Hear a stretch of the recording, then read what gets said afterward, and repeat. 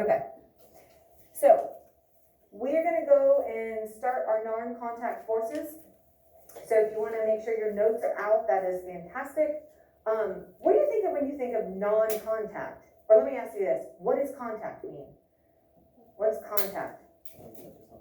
Yeah, there's a touch involved. So what do you think non-contact might mean? Good.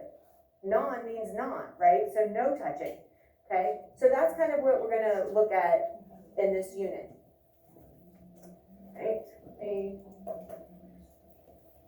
So what kind of things do you think can actually experience this moving without a touch? Is there anything you can think of, Lizzie? Magnets. Absolutely, those magnetic forces. What else? Yes, very good. There's actually one more. This is the one that people normally don't think of. Very nice. You guys are so good. Usually we can get maybe gravity, maybe magnetism, but you guys got all three. So we're going to start with electric fields, magnetic fields, and gravitational fields.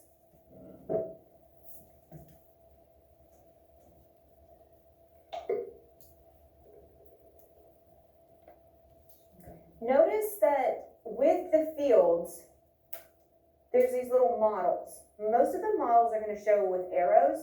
So you can see the electrical fields, the positive kind of pointing out, the negative coming in, kind of showing opposites. And then the north end of a magnet, the magnetic field is going out and then it comes back into the south. And then finally with our gravitational, you see the arrows pulling in, right into the center, which we know you've probably heard of something called like the center of gravity. So that's going to kind of be one of the things that we discussed with this. I'll switch it. Yeah. Okay. So we're going to look at field models, which is kind of those three pictures that I just pointed out on the last slide. They can be used to explain why objects can exert forces on each other without even touching. So we need to make it so that we can see something that is hard to visually see. We need to make something so it's a little bit more clear for us. Because when we can't picture things, it's hard to understand them. So in science, a lot of times we make models that help us see things that are a little bit more difficult to actually visualize. All right, so when we talk about fields, we're not talking about like cornfields, hay fields, bean fields. We're not talking about like crops, right? We're talking about force fields. Because objects work through this invisible force, kind of this invisible force that surrounds the object. Okay? Who here has seen the second Hunger Game movie called Catching Fire? Anybody seen that? Good. So in that movie, the arena, the game arena, is a force field, right? And so if you can picture that in a way that kind of will help you visualize what a force field is all about. It had kind of that electrical magnetic force, and when it had like that little glitch in it, right? And the closer they got to it, the stronger the force was, and like it could actually shock them, like to kind of keep them back. So you can kind of think of it like that. But I have another example for you. It's going to be something, when I give you weird examples, you usually remember them. So think of a fart smell. What? Are you serious? Yes, you're thinking of a fart smell. All of you have walked through a fart and you didn't know it was coming, and all of a sudden you're in it, right? You're just walking along, minding your own business. Next thing you know, bam, smacks you right in the face, doesn't it? Your eyes start watering, you hold your breath, you're like, oh God, you gotta hurry through it, right? Like it's gonna get you, right? Right, it's gonna stick to you, you're holding your breath, you don't want it around you. You didn't know it was gonna be there, it's invisible, right? Even if you don't know who that fart belonged to, when you get closer to the origin, or like that source of where it was released, it's stronger, right? So that's why this is a really good example, because if you think of a fart funk, walking into it, closer you get, the stronger it is, and it's invisible. It's that sneak attack, right? That's what's the worst, right? You're just walking along and bam, it hits you, okay? So if you think of force fields like a fart funk, right? You will remember some of those key ideas, all right? It's invisible and it gets stronger the closer you get. Kind of the opposite is also true. The farther away from the origin, the less intense it is, right? Same thing is true when we're talking about these force fields, so electrical, gravitational, and magnetic. You have to be within the field to experience it. So kind of keep that fart funk in mind. And I guarantee you'll remember, because you'll be like, oh yeah, that's the fart she was talking about. So here we go, we're talking about farts in class.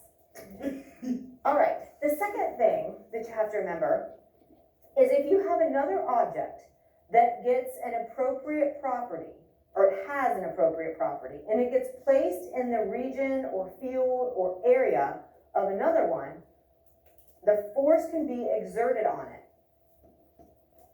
And it can cause change in the motion of the object. And it can do that without even touching it. So you're like, now wait, what? Like, that sounds kind of confusing. Here's what I mean. I'm going to show you an example with magnetism.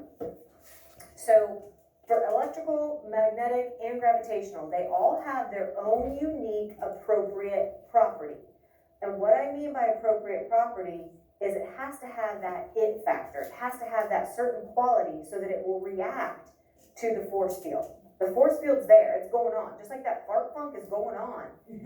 Until somebody walks into it that has a nose and has a sense of smell, you would never know it's there. It's not doing anything until somebody can smell it, right? So if for some reason somebody didn't have a sense of smell, everybody else is walking through the hall and they experience the fart funk.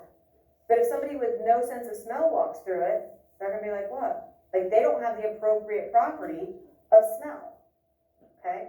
So here's a pen, and on my little clip, it's metal.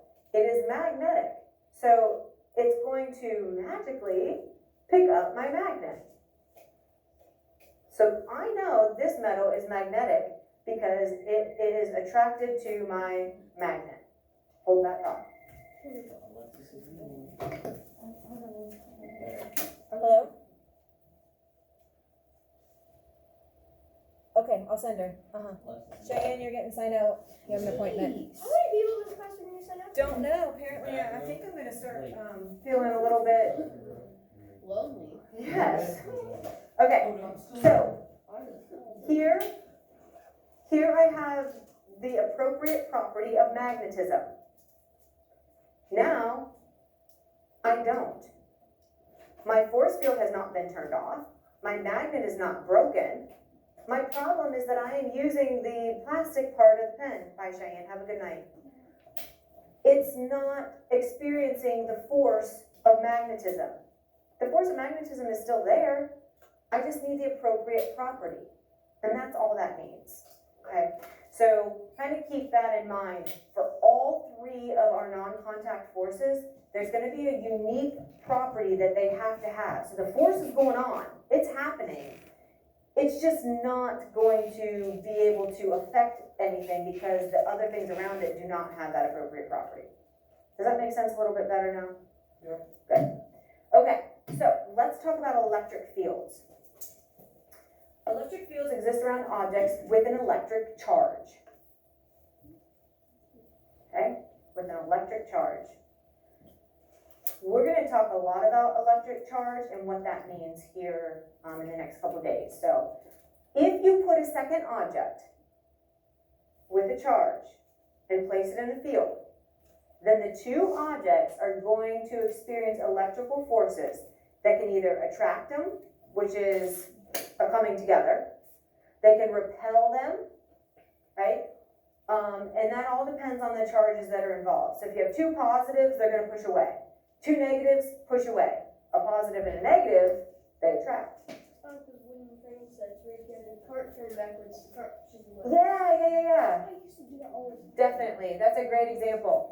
So just like our fart funk, electrical forces are going to weaken rapidly with increasing distance. All that means is the farther you get, the weaker it gets. The closer you get, the stronger it gets. Just like that fart funk. You'll remember it though.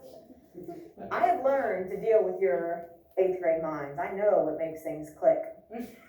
All right, so we're gonna need to look at the parts of an atom, and I know that Mrs. Radel does a fantastic job with you guys in 6th grade with the atom, and you probably should have covered it in 5th grade as well. So there are 3 subatomic parts of the atom. Subatomic meaning sub meaning below or beneath, like think of a submarine, where is it located? Under water. So the subatomic parts are the parts under the atom, so like smaller than an atom. So the atom is made of 3 parts.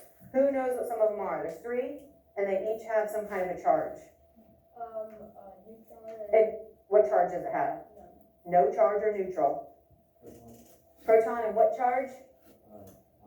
Fantastic. And then, Electron. and what charge? Negative. Very nice. So, atoms contain protons, which are positive, electrons, which are negative, and neutrons, which are no charge. If I'm blocking you guys, let me know, because sometimes I like ease in front of the board. Okay? Objects are going to naturally be neutral, meaning that if they have 6 protons, they're going to have 6 electrons, and they cancel each other out. The atom itself will be no charge. So most things are not charged. But we can make things be charged, and we can look at what happens when that occurs. So, it's going to take me back into a, don't leave, dang it. No. Okay, go back, click the picture. Okay, so we're going to look at this example just so you can kind of familiarize yourself with how an atom is arranged. So carbon has 6 protons and 6 neutrons in the nucleus, okay? Protons are positively charged, so that's why the nucleus has a positive charge. Then you have your negative electrons. They're all buzzing around the outside of the atom. But the positively charged nucleus is going to attract the negatively charged outer area where those electrons are. It's going to kind of keep those electrons with the nucleus to make it part of that atom. It's not going to just let all the electrons fly away, okay? And when that happens, it is a non-contact electrical field that is created between the nucleus and the outer portion of the atom. Because it's not a connection, this one to this one to that one, this one to this one. They're not touching, right? They're not like holding on, but there's an invisible force field keeping the positives and the negatives attracted, and that keeps everything together. Keeps the atom from just like everything floating away, okay? And so the entire carbon atom itself is neutral because it has the 6 protons and it has the 6 electrons. But the individual parts, the nucleus versus the outer area, are positive or negative, but overall it becomes neutral, okay?